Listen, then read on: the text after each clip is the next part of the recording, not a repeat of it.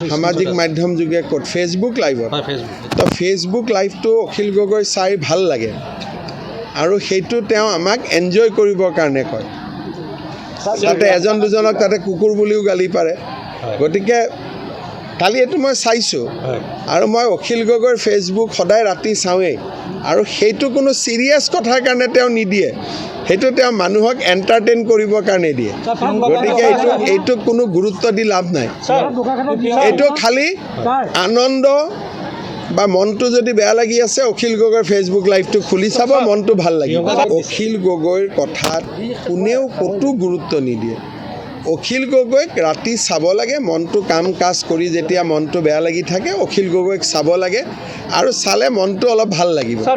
গতিকে অখিল গগৈ যেনেকৈ আমাৰ মানে মন টন বেয়া লাগিলে আমি গান শুনো নে নাই তেনেকৈ মন টন বেয়া লাগিলে অখিল গগৈ প্ৰেছ কনফাৰেন্স শুনিব ফেচবুক লাইভ শুনিব মানুহক জহনী কুকুৰ চব গালি পাৰে গতিকে তেওঁৰ এইটো এনজয় কৰা বস্তু আপোনালোকে এইটো এনজয় কৰিব আৰু চিৰিয়াছ নহ'ব